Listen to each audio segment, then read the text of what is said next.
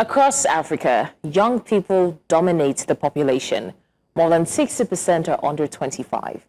Yet, when it comes to politics, they often feel locked out. Now, the UK has lowered its voting age from 18 to 16, and this has sparked global debate. Quick question: do you think Africa should follow suit?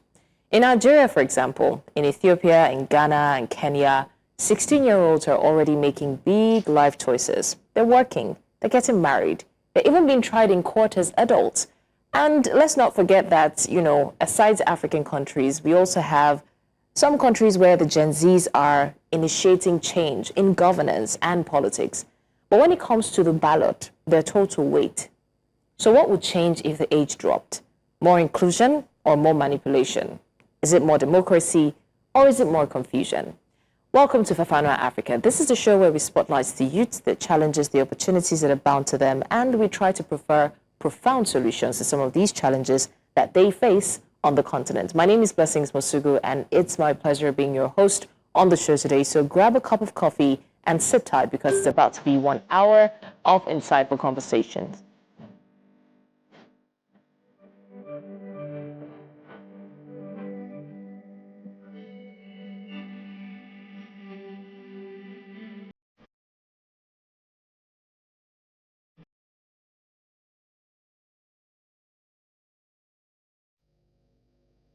They say age is nothing but a number, but age is more than a number when it comes to democracy.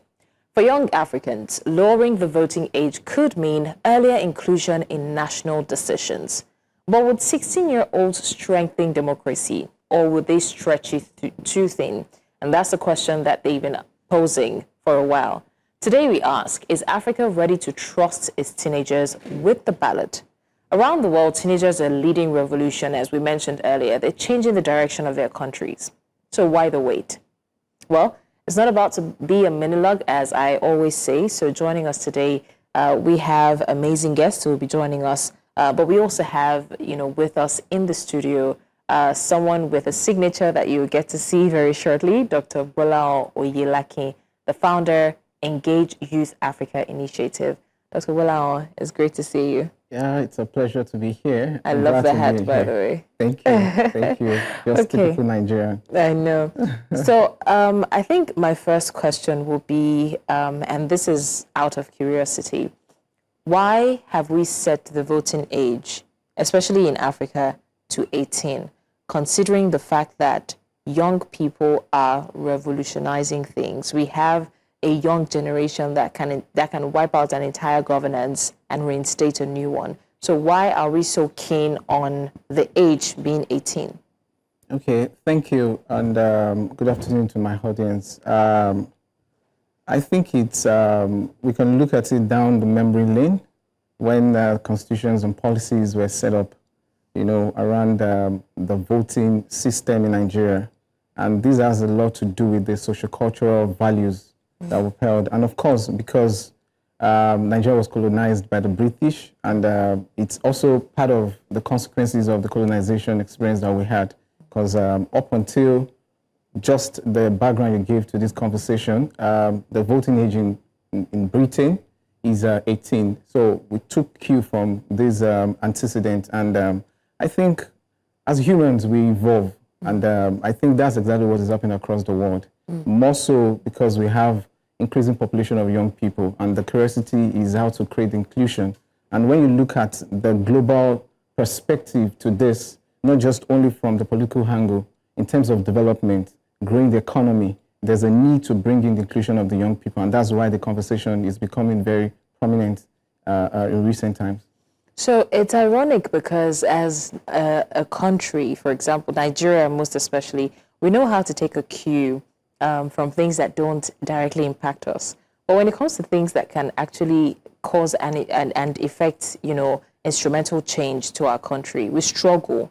So the next question I was going to ask is whether or not Nigeria should take a cue, because you mentioned that, in Britain, the age was 18. So now they're reducing it to 16. So I was going to ask if you think that Nigeria should follow suit. But the real question is, will Nigeria even be willing to follow suit?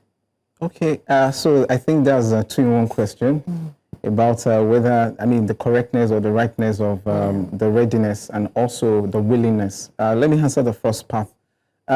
Yes, I think Nigeria is more than ready with a number of statistics we can look at from the economic perspective and also from the total population perspective. Africa, as we know, is the largest black location of any humans you have with black skin on earth. And that's why we're called Africans. Right, and Nigeria will always rise above every other country within the continent. Nigeria has the largest population of black people concentrated within a location in the world.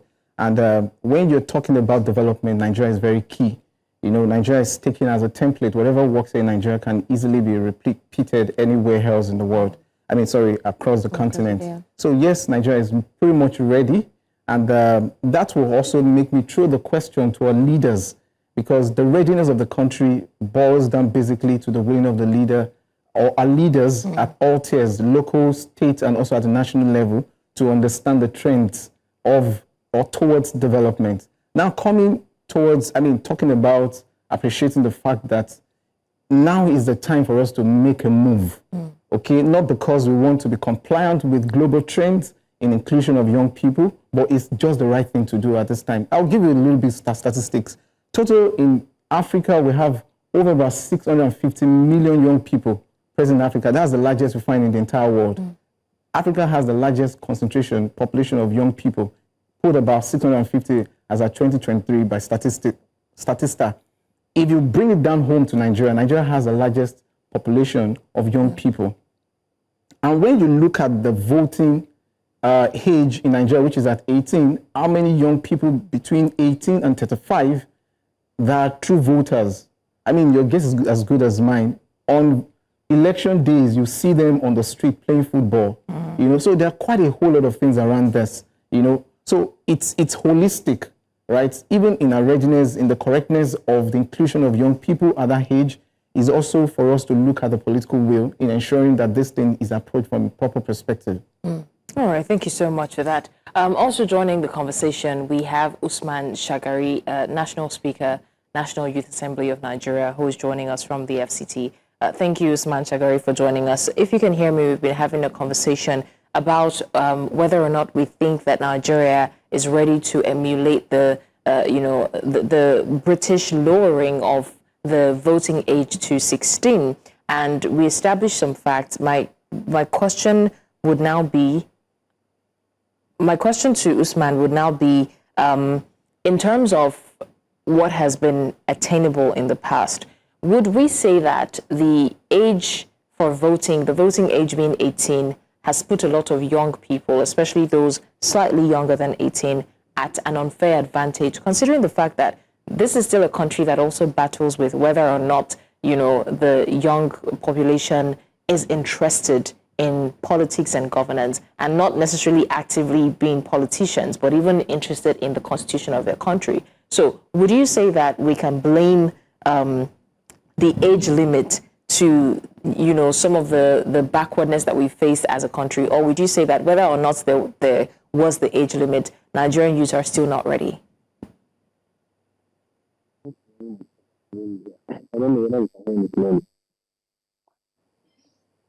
Can you hear me? Yeah, I can hear you. Can you hear me clearly? Yes, I can. Yeah, thank you very much for having me here. It's a pleasure to be here. When we are talking about election and political demography, we have to look at the population. As I always say, whenever it comes to election, it's not really about the people that are contested, about the people that are actually voting, which are the voters. In Nigeria, we have 70%, more than 70% of the population which are young people. Among these young people, I believe the majority of them will be going to election to contest, while majority of them will also go to vote for their representative. So I believe that I'm not saying that the same formula that is applied in Nigeria. What I'm saying is that whenever you want to have an inclusive election, you have to look at I'm so sorry for interrupting you. If you can hear me, could you please remove your AirPods? It's bouncing back, so we can't clearly hear you. So if you can please take out the AirPods so we can hear you better. All right, we'll wait for Usman. We also have joining us Habeeb Najeeb, the Director of Technical Affairs National Youth Assembly of Nigeria, joining us from Lagos. Habeeb, thank you for joining us. Can you hear me? I can hear you clearly. All right, let me good afternoon. Let me confirm from Usman if he's ready to continue, or else we'll just come to Habeeb. Okay, so Habeeb, if you can hear me, we would pause on the question of whether or not the age limit has restricted Nigerian youth or the youth across Africa till now. But another major challenge or question that has been posed to the youth across Africa is, at 16, many are still in school. I mean, I don't think that is enough reason not to be able to make decisions that would affect them politically. But I think that one angle that we're not really looking at is whether or not they're fully equipped with the right information in terms of politics, governance, constitution, to be involved in political decisions at 16. What do you think? Thank you so much for having me on the program. Regarding the president of the UK and issue of lowering the age of the voters in Africa, well, lowering the voting age is symbolically powerful, but the real question is without the structural safeguard, it is risky for us lowering that age. And on the other side, based on the questions, at the age of 16 in Africa context, it is believed that despite the fact that the legal age is being benchmarked to 18 years, but the level of responsibility placed on us, the level of the struggle economically, socially, and otherwise, has made us at the age of the same 16 to be mature by age. Now, imagine the same elites that excluded this age below 18 out of these political inclusions, democratic inclusions, are now the same people we are looking into. When you have, for instance, you have someone of age of 17, 16 committed a crime, the legal age does not count. They will be punished by the law.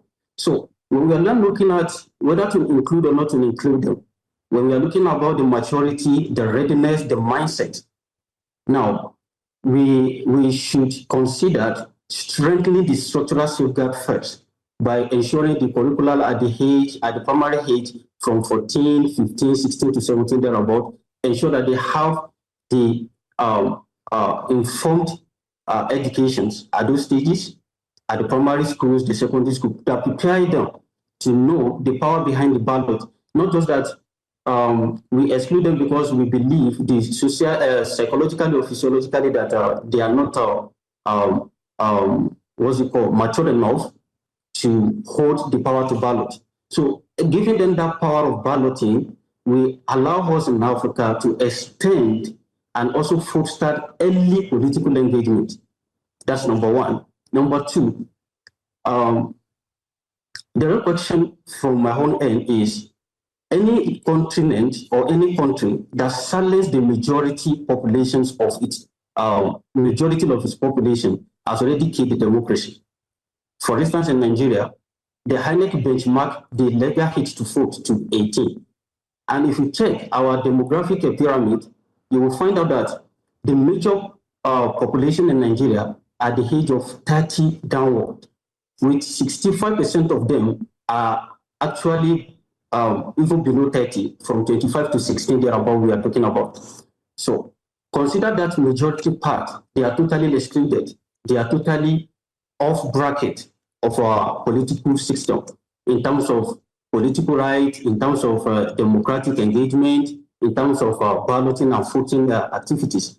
So if we are to actually work on ensuring that we're strengthening our generational democratic engagement by looking into the major populations in Nigeria, I think lowering that age will be essential.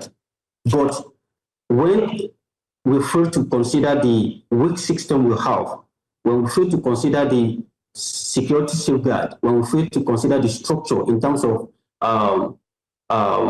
constitutional structure, in terms of institution, credibility, in terms of institutional trust, I think lowering the age could be a kind of a weapon we are weaponizing the generations of the country rather than empowering them.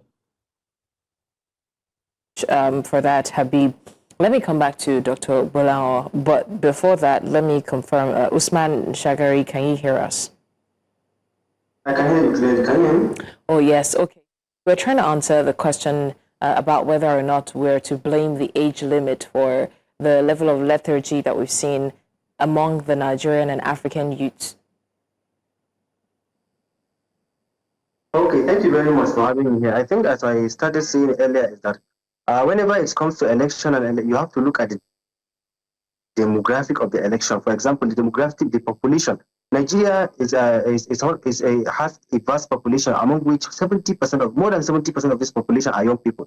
So if you look at this demographic, the second thing you will do is that look at the age bracket of this young population. Are they between that below that 20 or below that 18? And look at the demographic and also the environment they are in.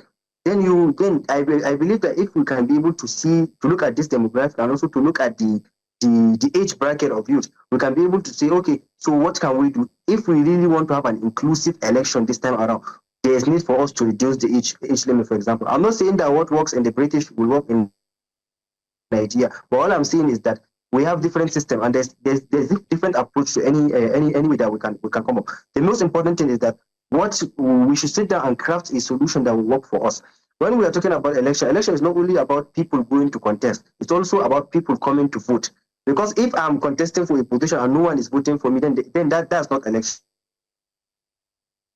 What election is for people to come and vote, the right to vote and also the right to be voted for. That's what is called election, and that's what is called democracy. So if they can be able to do this, they can be able to lower the age, for example, to look at the demographic and see if majority of the Nigerians would fall below that 18. Then I believe there is need for us to come down the age, to reduce the age of voting to 16. So when I see no harms in reducing the age of voting to 16. If you look at, for example, the history, now, most of the children, for example, in the olden days, before you can be able to grow and mature and even finish secondary school, some of them have to reach 20, 18, 20 something before they can finish. But now you look at now. So many people graduate from secondary school at the age of 15, 16. So that means the dynamics are changing, and the environment is changing. So also there is need for us to change and adapt to the new reality. So if people, for example, I believe that anyone who is able to graduate from secondary school and enter university, he or she should be qualified to vote in an election. If you are able to graduate at that 16, for example, because I know majority of people, especially in this the environment I am, majority of people graduate at 16. So if people are graduating at that 16, 15, 16, 17, then I believe they should have the rights to vote. To vote for people. If they have the capacity or the rights to go to university and learn at the university level, then I believe that they can be able to decide for themselves who they are going to vote for. So this is something that we have to sit down and look at and adapt to the new reality of life. That's one thing about way of living. Whenever there's innovation, for example, and also there's advancement, you have to sit down to adapt to the new reality. If not, you will be left behind. So this is something that I believe that can be a gradual process. And as we all know now, there's electoral reform which the National Assembly is trying to pass before this 2027. These are reforms that should look these things should be looked into order and see how they can implement it in this electoral reform. Whenever we're talking about electoral reform, it's not only about going to election. No, electoral reform comprises of everything, both the voters, the contestants, and everyone. So I believe that with the National Assembly coming with this electoral reform, it will be a great idea for them to look at this issue to see whether you can include it in this upcoming electoral reform. So this is what I have to say for now. Thank you. Come back to you on, and I think that you're in the best position to answer this question. We're considering the possibility of allowing younger people to vote, which might in turn influence, political decisions, which is a good thing. But let's not forget that for every good thing, there sometimes seemingly is a downside. Now, this is also a country and even a continent where we've seen a lot of cases of vote buying, right? And it's very prominent in different parts of Nigeria. And the North is not exempt. If we have a case where the 16-year-olds, 17-year-olds are now allowed to vote in addition to people who already vote, what is to say that the case of vote buying would not triple or even quadruple in number? What is to say that that would not become now at our own detriment as opposed to the betterment of a country?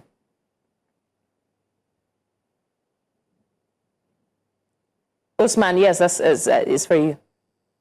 Yeah. You know. What I'm trying. What we have to understand is that vote buying is going on, regardless. Not only in Nigeria, there are a lot of countries in Africa that where this things cost.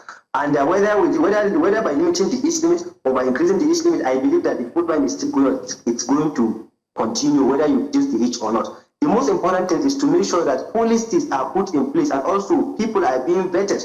Before you can come, for example, before you can come and apply for example, voters card, let them vet you, for example, vet you to make sure that you know what you are doing, number one. Number two, there's need for also them to put strict rules and regulations that will guide electoral process in Nigeria. If you know that if you are caught in vote buying, you are going to be prosecuted, for example, taken to prison and serve maybe 10 years or 20 years, I don't think that you will do that. But the main issue we have in the Nigerian system is that people are not being prosecuted for their crimes. So if you know that we all know that vote buying is a crime, not only in Nigeria, regardless of wherever you are, vote buying is a very big crime. So if you know that this is a very big crime and whenever you commit this crime, you are going to be prosecuted accordingly, then I believe it will reduce. So regardless of the age limit, for example, if you look at places, if you look at the dynamics, for example, many people, whether you are in the age of 18 or you are in the age of 16, if you go to real places where voting is happening, I'm telling you that most of the people that are selling their vote are even older people, the ones with family, the ones that are above this age bracket. So that means we, the young people, we are not even the most important. We're talking about the big people, because they are the ones that have family. They are the ones that have family to feed. Most of them will be giving them small food, small money for them to sell their food because they have means. While a young person who is just comfortable living his life at 16 or 18 will not really care about selling his vote because they don't have any issue or any distance to settle. Right. But if you are a family man, that's when you have this kind of issues that the vote buying comes in place. So what I'm going to advise is that as they are coming up with this, as the National Assembly is coming up with this electoral reform, let them also include strict punishment and the rules that will guide this kind of vote buying, and anyone that is caught in this act should be prosecuted accordingly, regardless of your status, regardless of your age. Okay. So I believe if they can be able to put this in place, it's going to be. I'm not saying that by reducing the age it will not increase the level of vote buying. No, but what I'm saying is that regardless of the age bracket or regardless of everything, if policies are not being in place, if people are not being prosecuted, I'm telling you that even if they decide to put the age at 30 voting age, I'm telling you that vote buying will continue to happen. Okay. So that's why I say that they need to put this kind of policies in place to cover all these kind of things and also to prosecute offenders. All right. Thank you so much, Usman Shagari, for that. Let me come to Dr. Gbolahan Oyelakin, who's with me in the studio. It's also a spin-off of the question that I asked him, and that is, do you think that lowering the age for voting can expose these younger ones to political manipulation in terms of now there's more eyeballs on, okay, 16-year-olds, 17-year-olds, and then we start seeing younger thugs maybe or people being sent to destroy places where the vote is ongoing, or even just manipulating them individually to make them want to vote for someone who they would originally not vote for? Okay, so this has to do with a number of things, right? And we should not isolate the conversation from the entire or the holistic perspective. And I love the fact that Usman pointed on the issue of reviewing policies. It's very important. I'm sure that this conversation has been in the media for quite some time now, and we're looking forward to what the National Assembly is going to do as regards electoral reform. This has to completely be closed out. And maybe this new conversation can also be considered in the reform that is currently ongoing. And if I may say, the issue in Nigeria is not about formulation of policies or laws. We have ample laws. We have enough laws, to catch the offenders, to address all these bottlenecks, all these gaps. The question has always been about the process of enforcement, okay? The rule of law is always there, but who are those people that the law is actually catching, right? Some believe that they're actually above the law. And when it comes to dealing with young people, at this age. I think I would draw it closer home based on our engagement in my organization. We engage quite a number of them at the level of their education and also in communities. The kind of people I see out there, I don't think they fall into the category of the people that we want to be so worried about on how they're going to be extremely vulnerable to all the whims and caprices of all the politics that will play out currently in Nigeria. I think what we should be concerned about is how to ensure that we integrate proper orientation and education process, which had begun because recently Nigeria reviewed the educational process and system, included new educational curriculum into learning system. Yeah. And I think we need to look at the civil education in particular. While I was in school way back, we did social studies. And part of what we learned in social studies are not necessarily politically inclined. They're just to give us basic information about our society and our culture, right? The norms and so on. But now there's a need for people to be politically oriented towards their duty and responsibility. And guess what? We already have this thing at play. You see a 15 to 14-year-old child who already has access to technology. Prior to election, is already on Twitter, on X, on social media, following the trend of things. We saw that at play about 5 years ago during HENSAS. These are already in place. What we need to do is to create the proper framework in order for us to create that viable inclusion and drive the energy towards the necessary development that we need to garner for not just only a country, generally Africa, which Nigeria needs to take a lead on. All right, thank you so much for that. Before we go on a short break, let me get Habeeb's point of view on this. What do you think, Habeeb, would be the immediate impact when the age is reduced, especially on the African continent?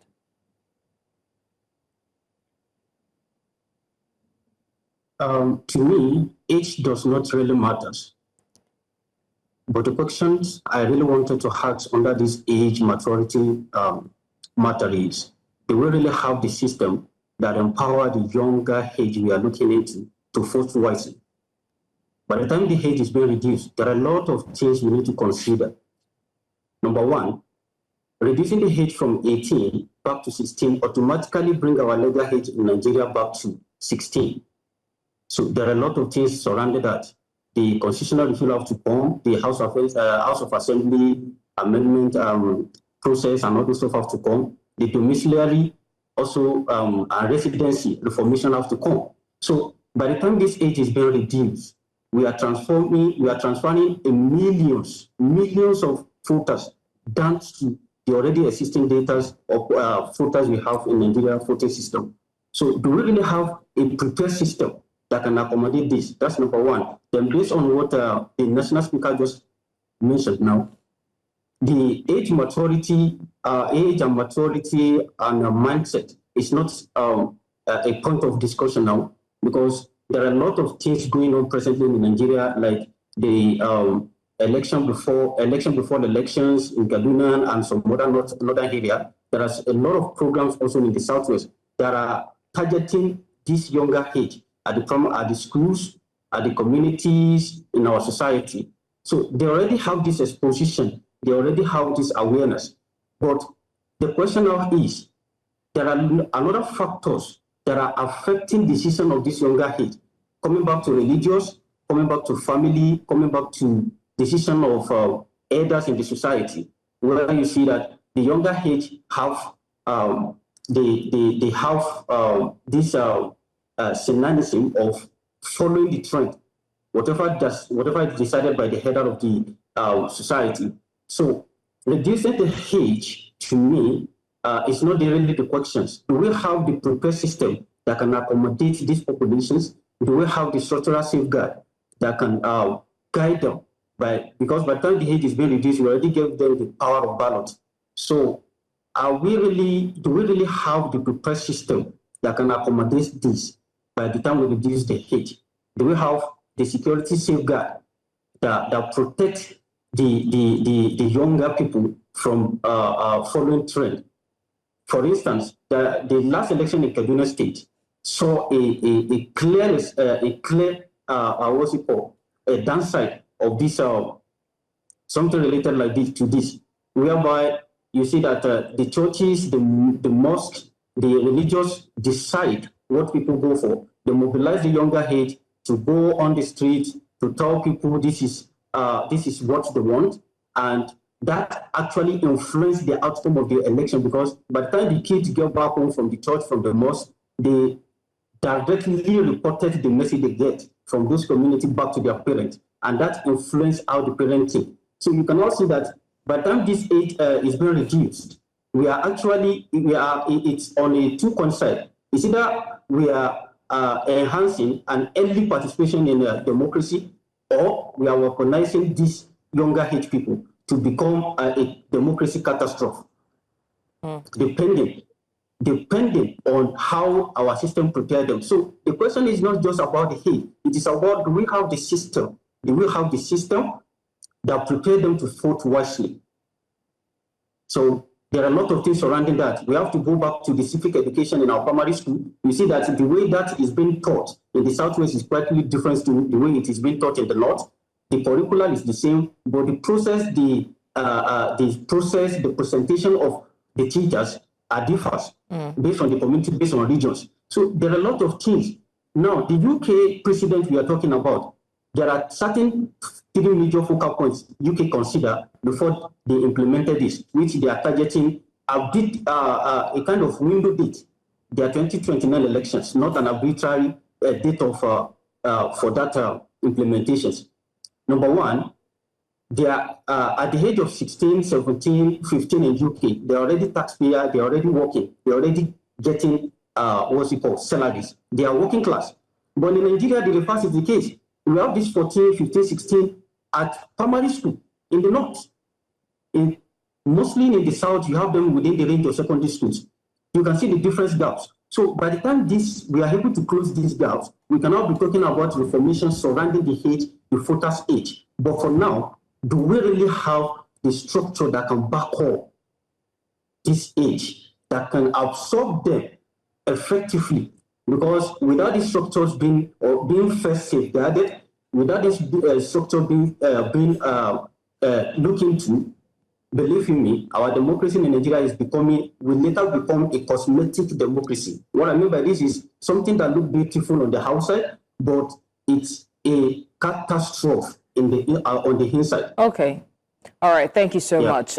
Before we continue the conversation, we would like to take a breather here, but it's still Fafanua Africa. When we come back, we're still talking about whether or not the hindrance to the age of the youths voting in Africa has caused enough damage, and whether or not it's time to lift that barrier. Do stay with us. We'll be right back.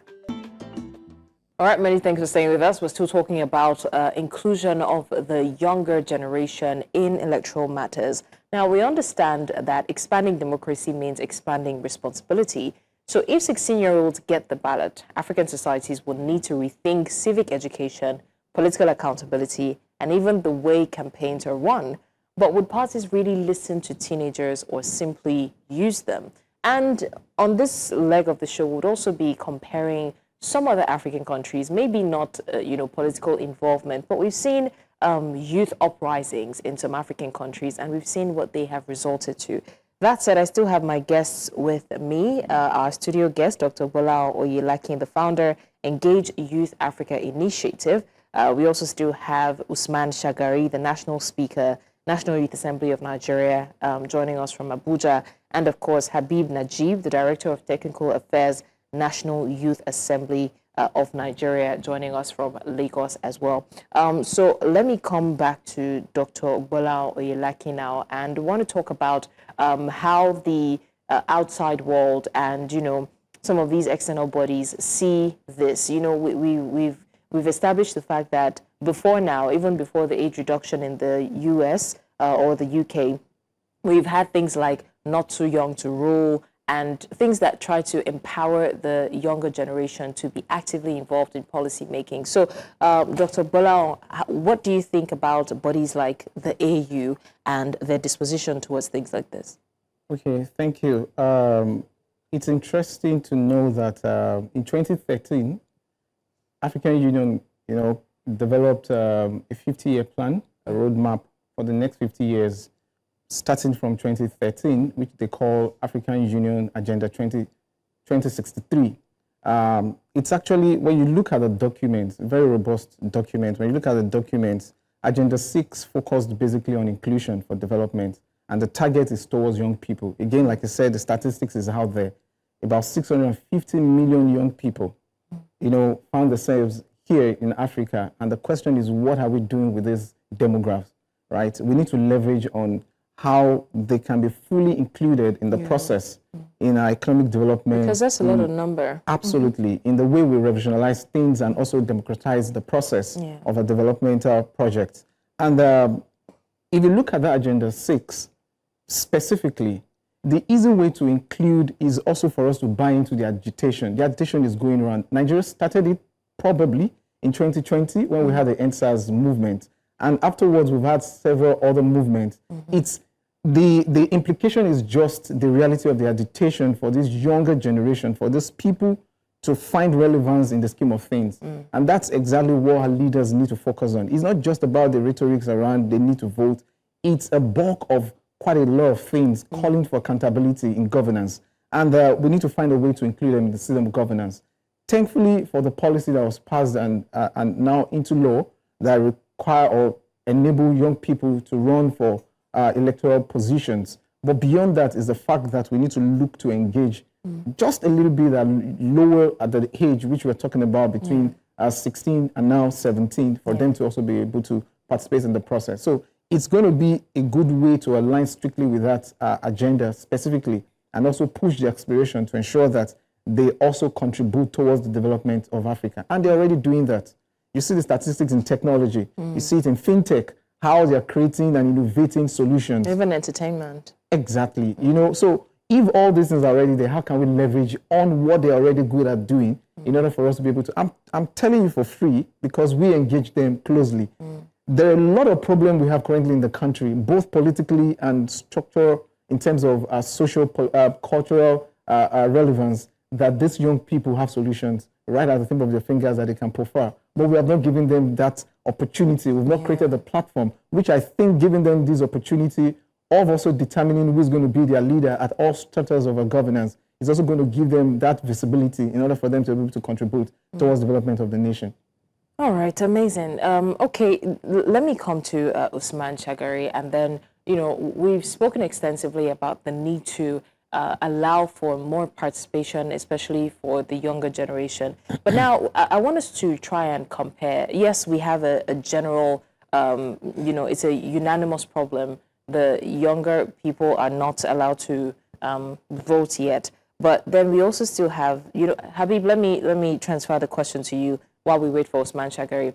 So we also understand that in some parts of a continent, the younger people are taking the bull by the horn. Whether or not the voting age is 16 or 18 or 30, they're saying, you know what, we're tired of bad governance and we're going to do something about it. Yes, we had ours, NSAS. There was also one, I think, was it Kenya, or I can't remember now. So we see young people across different continents fighting and, taking matters into their hands and saying, we cannot continue like this and things have to change. Now, if you were to compare some of the things that are happening with the young generation across other African countries and what we have attainable in Nigeria, what do you think we can emulate, at least to show that the young people are interested and dogged about political matters before we even talk about age reduction? I think the young people coming out to voice out is everything boiled down to the elite that are taking advantages of our numbers.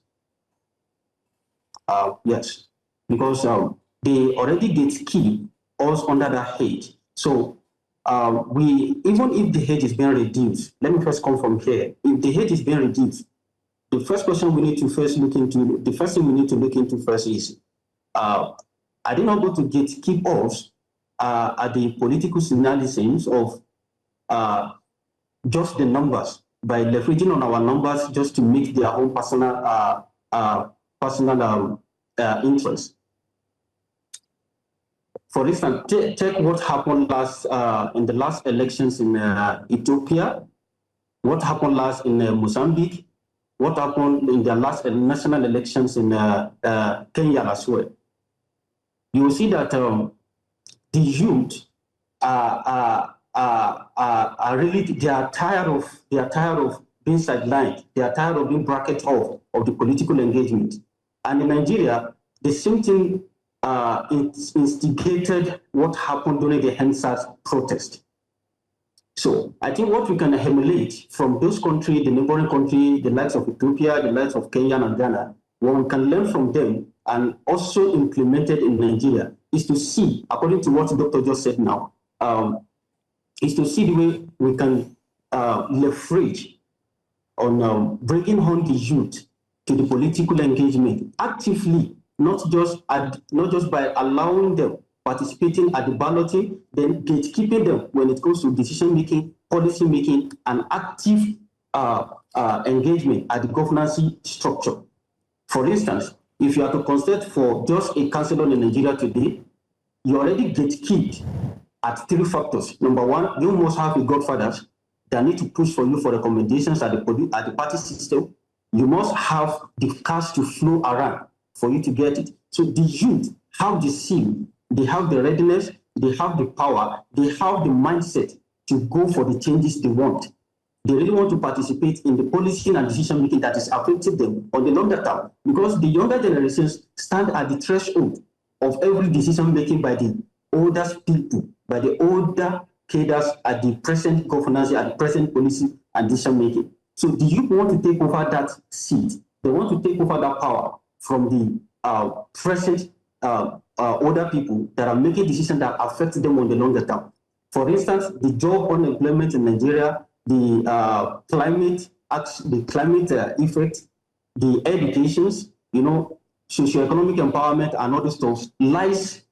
The adverse effect of it, if the policy is not effective enough, lies on the generation, on the younger age we are talking about. So, giving these advantages to the youth by emulating what is happening around us, giving them the power to contest, giving them not just the power to vote, because when we are talking about the one in the head, we should look into the policy that will be enacted nationally that will allow party to allow, that will mandate party to allow the younger people to vote. Not just to vote, but also to have access to contest. We have the democracy that allow people to vote and be voted for, but the democracy, the policy is not effective enough for people that have access to vote to be voted for when it comes to party decisions, when it comes to stakeholder decisions. So I want to suggest, if you can emulate what is happening in Kenya, whereby the youth are allowed, the younger age are allowed to go and contest, to have the contesting power, and also to go for positions that allow them to take part in the policy and decision making that affect them on the longer term. So we're talking about employment, we're talking about social empowerment, we're talking about community development, we're talking about education generally. So my intake on this is to will not just limit that to allowing them the power of voting. Let's also look into enacting a law, a national law that will go around across all the political parties in Nigeria that allow every participant at the balloting to also have power to be voted and to be elected. By the time we have this, definitely it will not just be in numbers. We are not just bringing up the numbers, because bringing up those that age, we are bringing up 10 million additional voters. So we have more youth involved in the democracy, in the balloting, but does that equate to having the same number or an appreciable representation in the policy making, in the decision making? I think the last election is when we have the youngest House of Representatives, which is Honorable Bashir Bura from Sokoto State. We have another lady from Kwara State. In the history, forget about the 90s, where we have a general below age of 30 leading Nigeria. But since the first democratic elections that brought Obasanjo in, tell me, have we ever had any governor in Nigeria that is below 30 we are talking about? Have we ever had any House of Assembly that is below 30? Have we ever have in Nigeria a representative in House of Assembly that is below 30? No.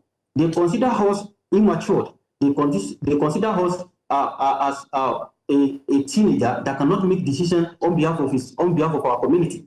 So these are the critical things we need to look into first. So if Nigeria had to really emulate on this global trend, which is actually going to help us to engage the youth in early democratic participation and engagement, definitely, we need to look into other things that will enhance, that will help us to positively leverage on the numbers of the youth, which cover the 60% of 45 to 60% of total population in Nigeria. Okay. Thank you. All right, thank you so much for that, Habeeb. Let me also come back to Dr. Oyelakin, and on this same issue, I'm glad that he raised that, because we're talking about more youth representation in terms of voting and the numbers. But will that translate into youth actually being in political seats, being in the room where decisions are made? The most that a vote can do for you is put someone you feel represents your interests. But if you look at it, like he said, we don't necessarily have someone who is closest to the age range in power that can actually understand what the youth are going through. We have, someone said, we have our ancestors representing us, you know, and that age gap, and not even just the age gap, the experience gap, and the gap between, you know, the older generation and the younger generation is wide. So do you think that voting alone cuts it? If we say that we're reducing the age to 16, it only means that more people are allowed to vote in someone who can represent their interests. But the major challenge is, who is it that can represent the interest of the youth better than the youth? So we still have that problem of representation, being in the room when decisions are made. If that is not solved, do you think that the reduction of the voting age will solve any problem? Okay, thank you. I think this is a very jamming question, because as we traverse Africa, engaging young people in their local communities and also in their schools, these are part of things that we try to demystify and trying to understand the best way to engage them, because it's about engagement. You need to be able to learn to speak the language. These people in their cadre has different language they speak, different from people who are in their early 18s and late 20s and all of that, even though they all belong to the same generation. Yeah. So I think the problem for us, based on what we found out, is not necessarily about the representation. It's about the communication. You can easily have anybody represent them as long as the person can communicate with them. And that's why even within our volunteering across Africa, we have people across different generations. We have counselors, we have researchers, we have partners who understand how to reach and engage these young people. And that's why for us, the focus won't be about, you know, laying emphasis on the representation, because we shouldn't shy away from the fact that we need to properly understand and underscore maturity. There are key words from this conversation. We talk about accountability, we talk about responsibility, also maturity engages. When you have someone getting to the early stage of taking responsibility, is nothing compared to someone who have actually come to terms with these responsibilities. Yeah. And that's why you have all these processes according to the progression of growth. So we shouldn't just buy too much that we can chew at the early stage of this inclusion. The important thing is let them be on the table where decisions are to be made, not where decisions are made, because they are two different things. So where decisions are to be made, there's a high level of consciousness, and they can ask questions. They can call in whoever is representing them for accountability. Then the next stage will be, because as the evolution of humans within this space called Africa continent happens, begin to see a deeper level of commitment with technology. It increases education. There are certain things that you don't need to teach them to learn, you know, by passive engagement.